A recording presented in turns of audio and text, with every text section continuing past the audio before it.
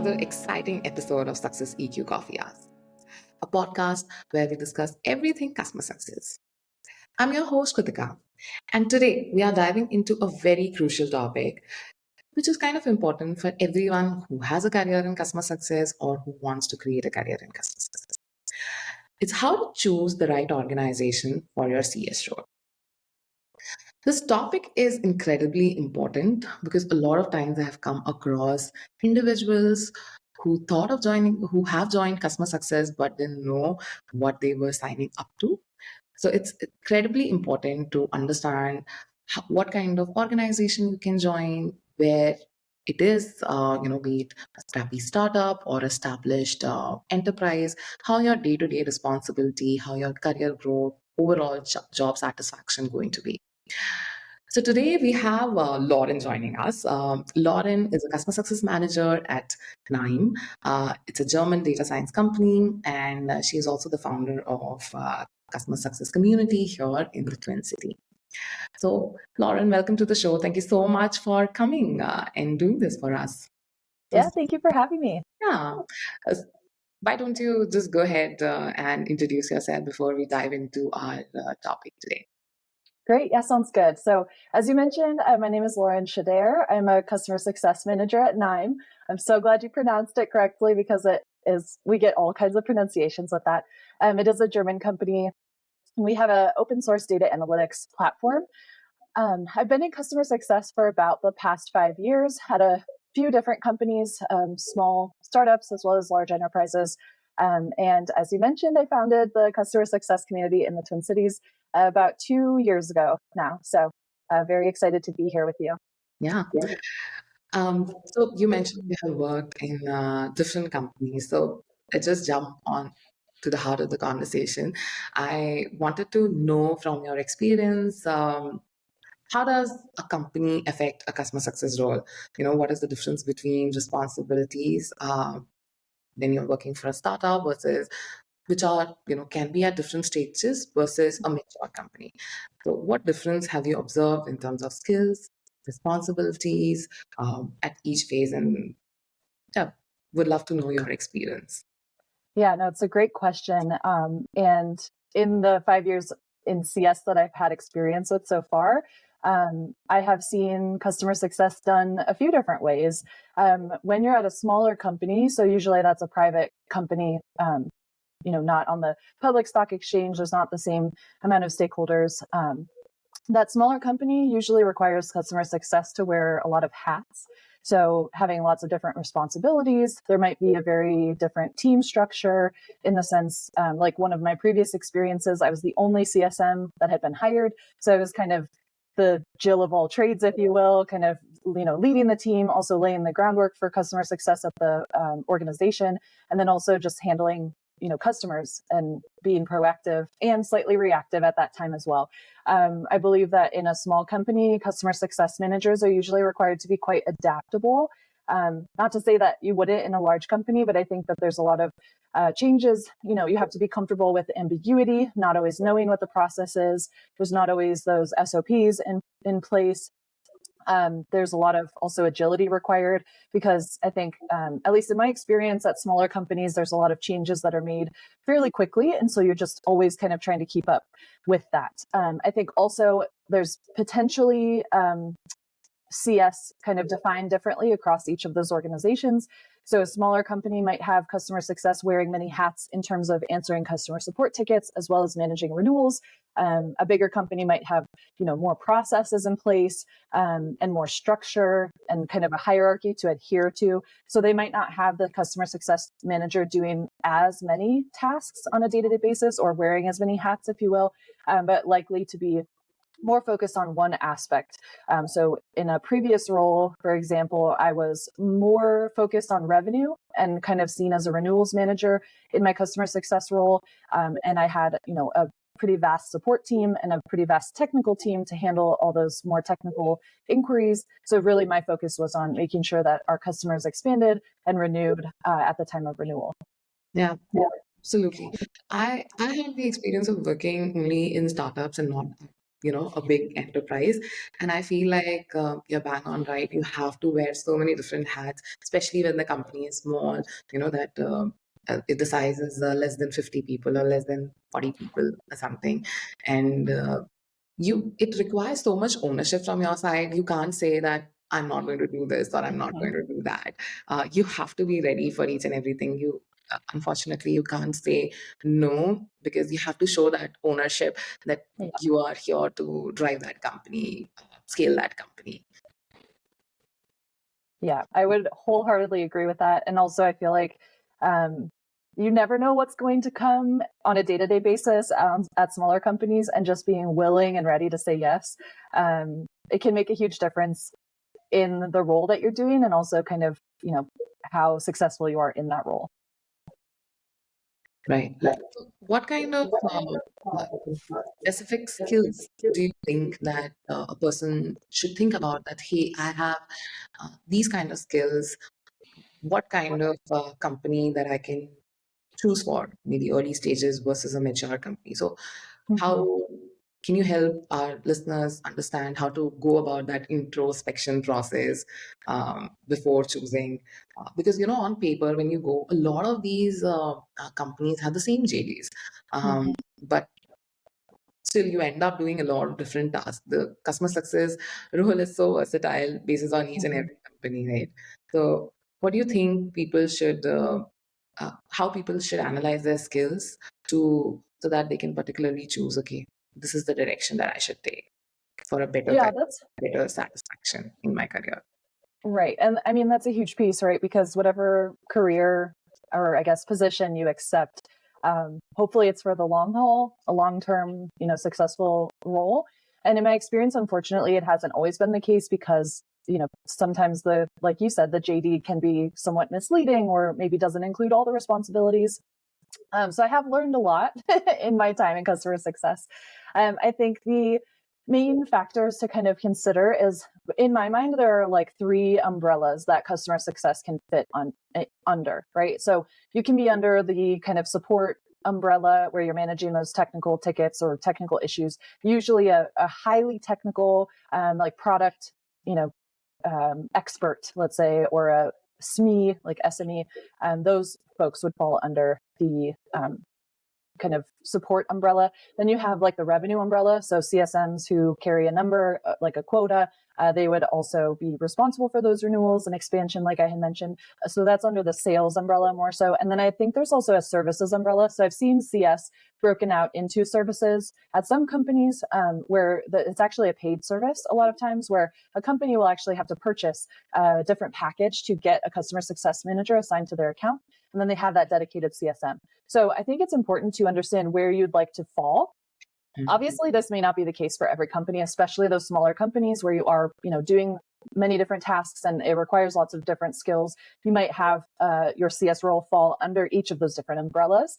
But I think if you're going for a bigger company, especially a public company, it's good to understand where you prefer to fall.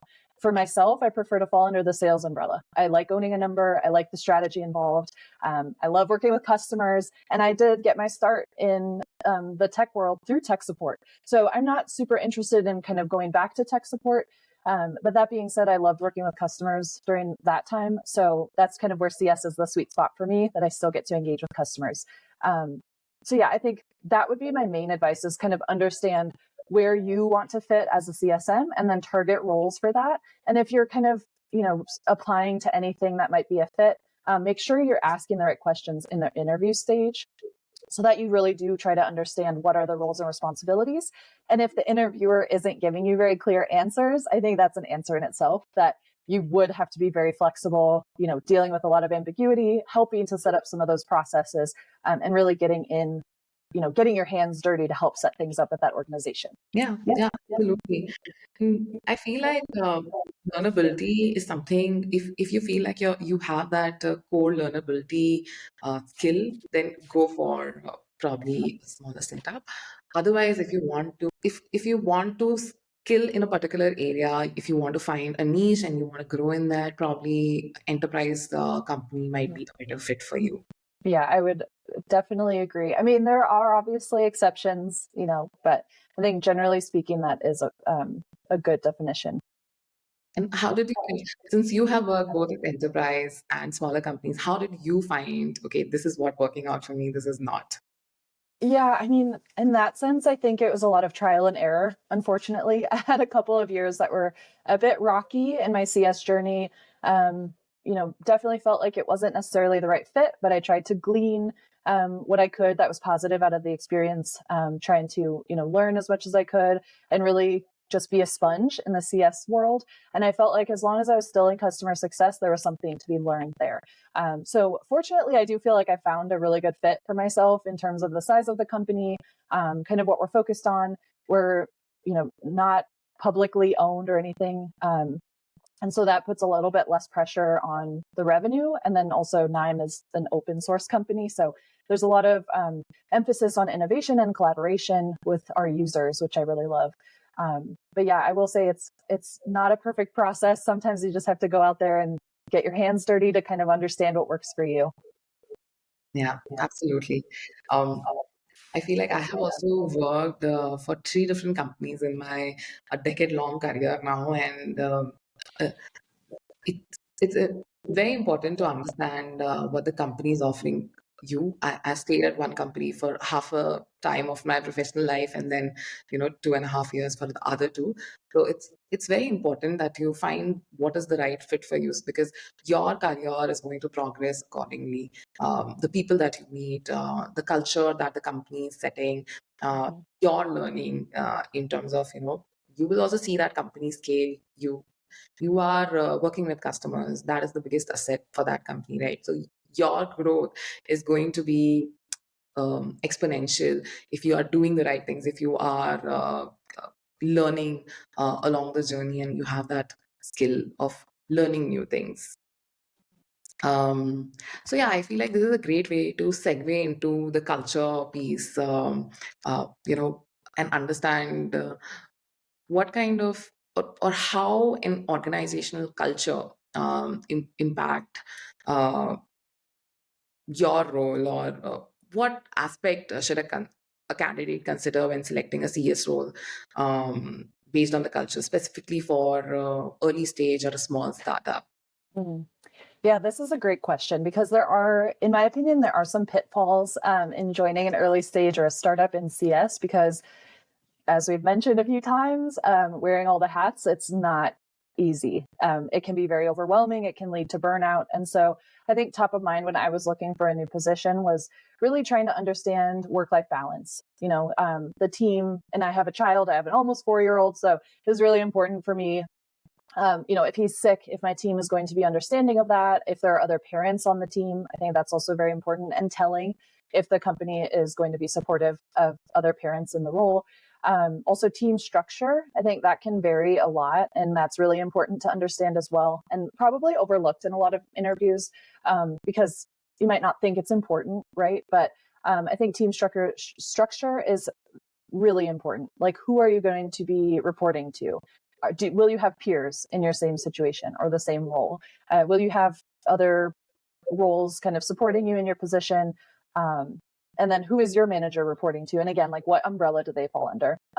Another one would be comp structure. So trying to understand how you would get a bonus. What would be the KPIs tied to that? What are the metrics tied to it? What are the performance indicators?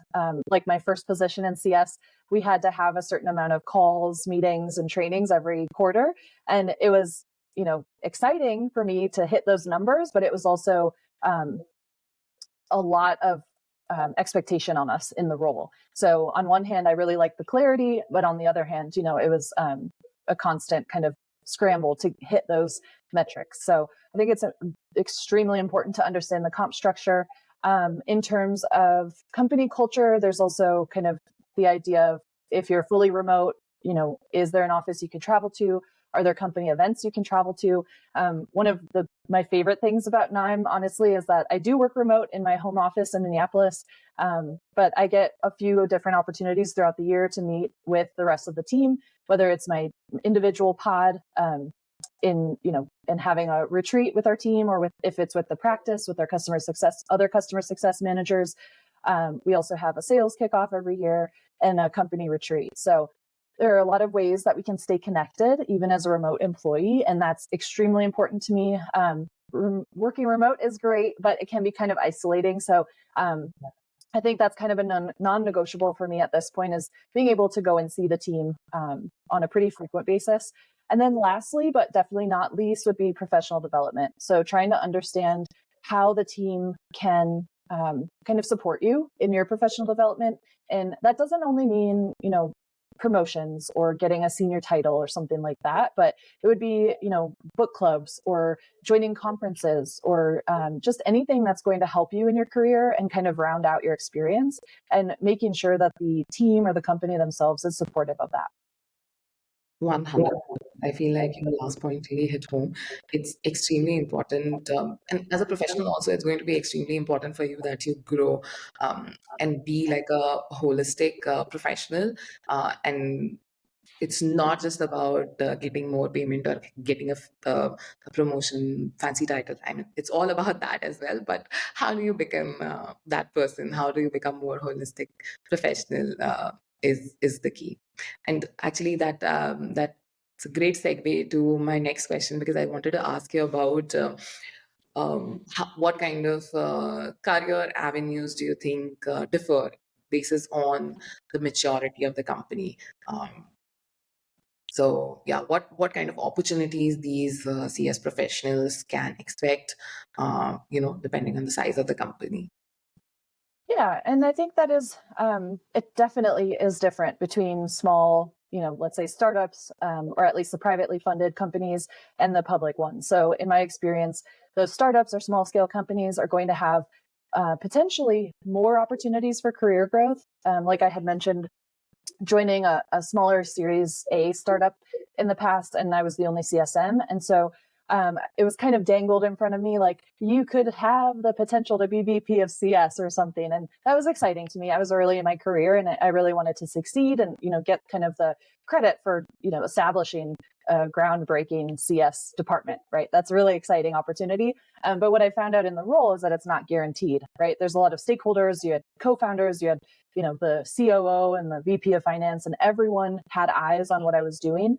And I think, to be honest, I was a little too green in that role. I think I had a lot to learn. And so it didn't really work out to my advantage, but that is not to say it can't. And I've seen other people succeed in that sense, but I would just be careful with joining a startup with that kind of carrot dangled. It's not a guarantee. So it's, it could be an exciting opportunity.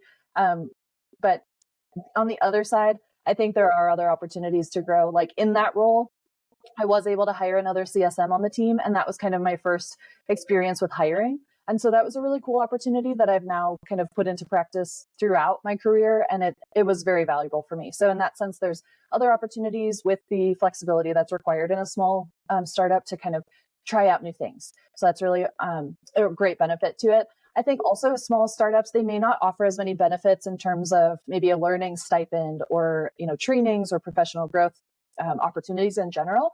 But I would say that a small startup tends to be more agile and flexible in the sense that they could approve things a little bit more easily if it's not a benefit that's offered. In a mature company, they might have those benefits, but offer less flexibility. So it's kind of a trade-off. And if you have a good relationship with your manager or, let's say the learning team or kind of management at a smaller company, I have had success in getting some of the requests approved. So I think that is still, a positive for the smaller companies.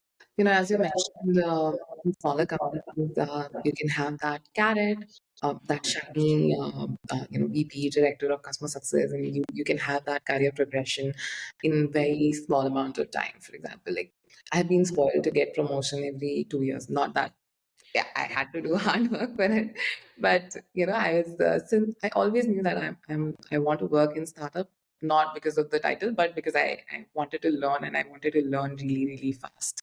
Um, in a more mature company, the career progression is going to be slow. You will probably be in a role.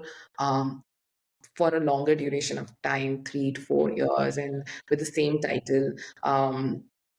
But yeah, you are handling things at scale. So instead of us handling probably $100,000 account, they will be handling accounts in like millions, right? Mhm. So um, definitely, it's going to be you not get the opportunity to experiment a lot in terms of processes, in terms of if you want to run a new thing for a customer, you want to see if your idea works or not. So you can't do that in a mature company. If you are someone who likes to do that, who have a lot of ideas, who want to know what's working by trial and error, probably a smaller company would be a right fit.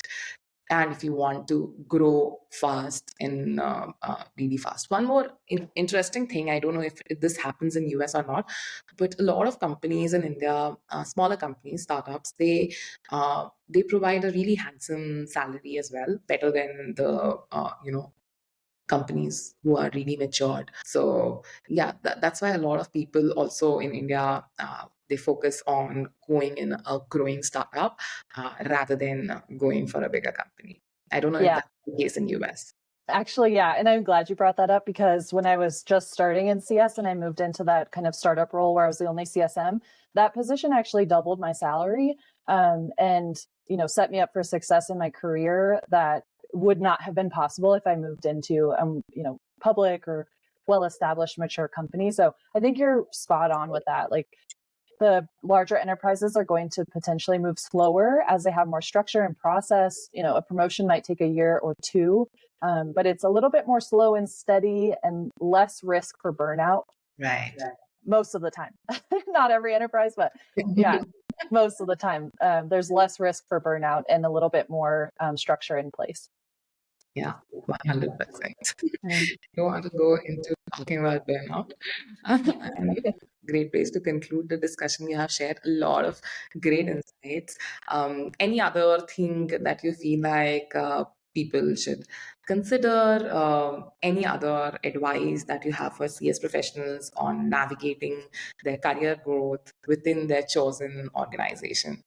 So in terms of what CSMs can do, I think the biggest thing is, obviously, I'm an advocate for networking, and that goes with internal networking and external. So I think the way that I see CS is kind of the gear in the company that kind of turns all the other gears in that sense. It could also be seen as a bridge, to other departments. And so in my role, I just try to make sure that I have good connections and relationships internally with as many teams as possible. That's extremely important, whether it's product, marketing, finance, legal, obviously sales, really across the board. I want to get to know as many people at my company as possible. And then I think externally too, obviously I have the CS community, so I meet hundreds of CSMs in the Twin Cities, but I think it's really important to get out and understand what other people are doing. I've learned so much from this group, and everyone from individual contributors all the way up to chief customer officers. So that's really helped me professionally develop myself in terms of like what I'm looking for, and it's been a really enlightening experience. I think other things you could do is, it might seem kind of obvious, but just communicate. If you want to be a people manager, make sure that your manager knows that. If you want to stay an individual contributor, but hone your strategic skills, again, communicate that and just make sure that whoever you're working with understands where you'd like to go. On that note, also keeping track of progress and your successes is extremely important. Making sure that you include any metrics that you're accountable for in your resumes is also really important. I think I heard that recruiters or hiring managers will take about 5 seconds on average to scan a resume. And so having those statistics is really smart and will help you a lot. And then, of course, advocating for yourself too, right? So having reviews, if your company doesn't have a mid-year or year-end review, maybe requesting it and just kind of advocating for the successes you've had as well. And then I think that it's important as well to, in a sense, manage up. So like providing feedback. And I like to say like within a positivity sandwich. So you have something that went well, something that could be improved, and then something else that went well. And I know that's a very American thing to do. But I think it's helpful just to give constructive feedback with that caveat that, it's not all bad, it's not all negative, but of course there's always things to work on. And then just requesting that feedback in return so that there can be improvements made. Yeah, wow. Such a fantastic advice, and no matter where you're going, this advice you have to take for wherever, whichever company, whichever size you're going for, whatever role that you're going for. So that's actually a perfect note to end on. So thank you again, Lauren, for your time today and the valuable insights that you shared. And thank you for our listeners for tuning in for another episode. Keep striving for success in customer success, and yeah, see you on the next one. Thank you, Kritika. Thank you, Lauren.